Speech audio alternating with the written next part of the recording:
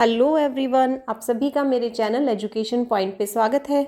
आज हम पढ़ेंगे accounting treatment of investment fluctuation fund.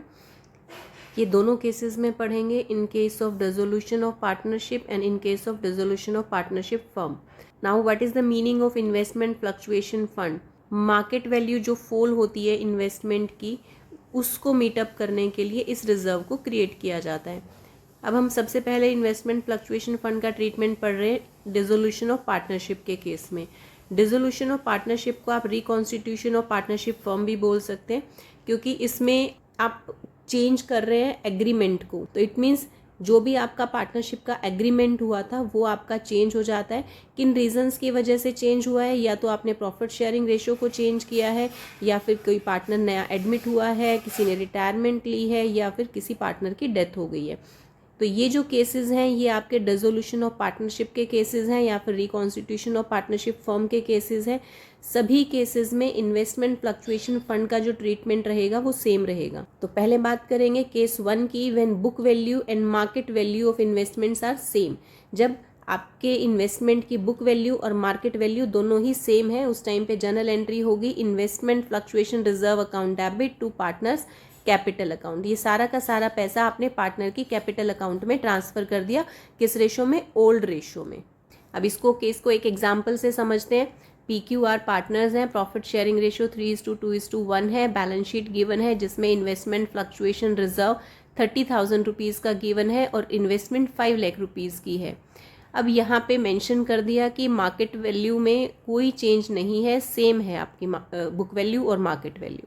तो इस केस में ये जो 30,000 रुपीज़ रिजर्व के हैं, ये 30,000 रुपीज़ आप इस ओल्ड रेशियो में 3:2:1 में पार्टनर्स में डिवाइड कर देंगे। जर्नल एंट्री हो जाएगी investment fluctuation reserve account debit 30,000 to P's capital account, to Q's capital account, to R's capital account. Case 2 रहेगा when market value of investment is less than the book value.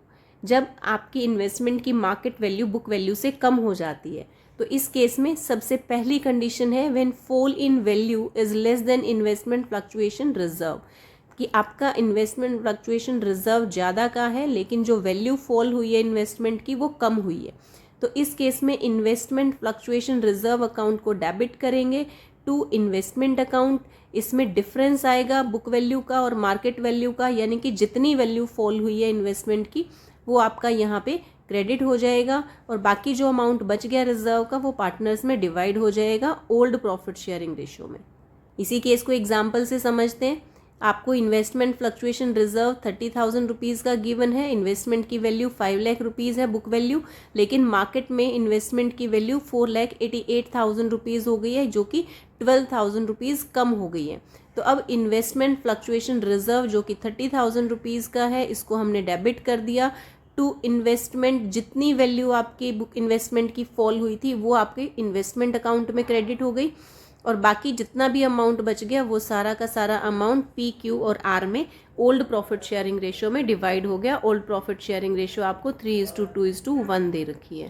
तो यहाँ पे 12,000 rupees जो fall in investment है वो आपने investment account में credit कर दिया और बाकी जो 18,000 रुपीज़ बच गए वो 18,000 रुपीज़ आपने ओल्ड प्रॉफिट शेयरिंग रेशियो में पार्टनर्स में डिवाइड कर दिए।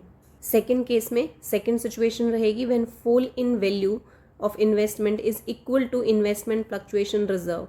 तो जितनी वैल्यू फॉल हुई है आपने उतने का ही रिजर्व बना रखा है। तो इसका मतलब जितना भी आपका रिजर्व का पैसा है वो सारा का सारा आपका फॉल इन वैल्यू में यूज़ हो गया। तो इसके लिए जर्नल एंट्री हो जाएगी investment fluctuation reserve account debit to investment account. इस केस को एग्जाम्पल से समझते हैं।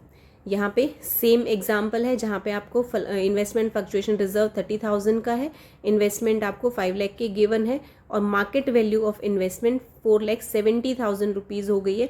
तो यहाँ से हम इन दोनों को कंपेयर कर सकते हैं कि 5 लाख माइनस 4,70,000 यानी कि वैल्यू जो है वो इन्वेस्टमेंट की 30,000 रुपीज़ से फॉल हो गई है। तो अब इसकी जर्नल एंट्री क्या करेंगे? Investment fluctuation reserve account debit 30,000 का पूरा रिजर्व आपका टू इन्वेस्टमेंट अकाउंट में चला गया, क्योंकि आपकी वैल्यू इन्वेस्टमेंट की जो वैल्यू है वो 30,000 रुपीज़ से डिक्रीज हो गई थी। केस 2 की थर्ड सिचुएशन, जब fall in value is more then investment fluctuation reserve. Case 2 की third situation, when fall in value is more then investment fluctuation reserve. तो ऐसे केस में जो इन्वेस्टमेंट की वैल्यू है वो ज़्यादा फॉल हुई है, लेकिन आपके पास रिजर्व थोड़े अमाउंट का है, तो इसका मतलब कुछ पैसा आपको रिवैल्यूएशन अकाउंट में डेबिट करना पड़ेगा। तो investment fluctuation reserve account debit, revaluation account debit to investment account. पहले आप पैसा रिजर्व अकाउंट से चार्ज कर रहे हैं, उसके बाद जो भी डिफरेंस रह गया बुक वैल्यू और मार्केट वैल्यू के बीच का, वो आपने रिवैल्यूएशन अकाउंट से चार्ज किया और इन्वेस्टमेंट अकाउंट में ट्रांसफ़र कर दिया। इसके बाद partners capital account debit to revaluation account. यहाँ पे रिवैल्यूएशन अकाउंट से जो भी आपको लॉस हुआ था वो आपने पार्टनर्स के कैपिटल अकाउंट में डेबिट कर दिया ओल्ड प्रॉफिट शेयरिंग रेशियो में। इसको एग्जाम्पल से समझते हैं। यहाँ पे इन्वेस्टमेंट की वैल्यू आपकी 5 लाख रुपीज़ है बुक वैल्यू, लेकिन मार्केट वैल्यू 4,46,000 रुपीज़ दे रखी है, यानी कि जो टोटल फॉल हुआ है इन्वेस्टमेंट का वो 54,000 रुपीज़ का हुआ है। लेकिन आपके पास जो रिज़र्व है वो रिज़र्व सिर्फ 30,000 रुपीज़ का है, यानी कि रिज़र्व में और इसमें कितना डिफरेंस हो गया फॉल में, 24,000 रुपीज़ का। तो आपको 24,000 रुपीज़ की और रिक्वायरमेंट है। ये 24,000 रुपीज़ आप कौन से अकाउंट से चार्ज करेंगे? रिवैल्यूएशन अकाउंट से। तो investment fluctuation reserve account debit आपने 30,000 रुपीज़ इन्वेस्टमेंट रिजर्व में से चार्ज कर लिए, 24,000 रुपीज़ रिवैल्यूएशन में से टू इन्वेस्टमेंट अकाउंट। ये वैल्यू आपकी फॉल हो गई थी इन्वेस्टमेंट की।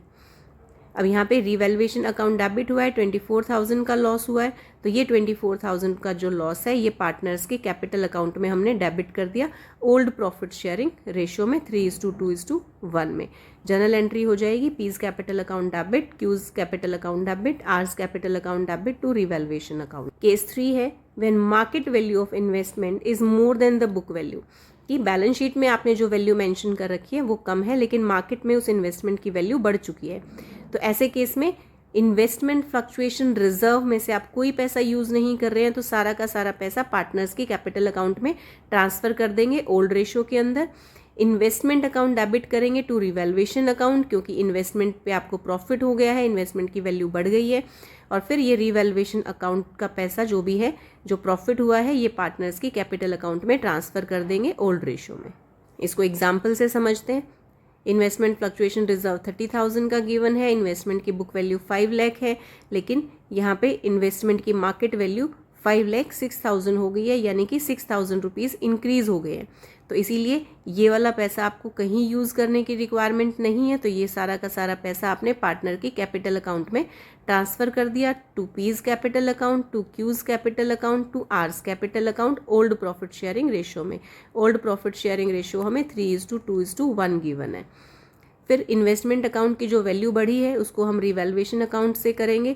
6,000 रुपीज़ का वैल्यू इंक्रीज़ हो गया था, तो investment account debit to revaluation account.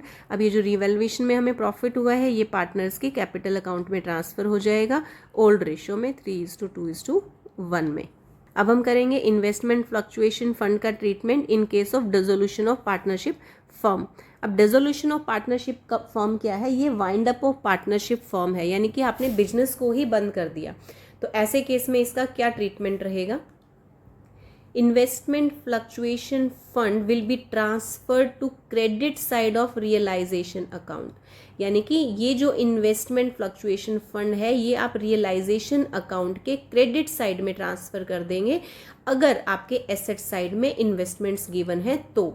अगर क्रेडिट आपके एसेट साइड में इन्वेस्टमेंट्स गिवन नहीं है तो ये सारा का सारा पैसा पार्टनर के कैपिटल अकाउंट में ट्रांसफ़र हो जाएगा, क्रेडिट हो जाएगा ओल्ड रेशियो के अंदर।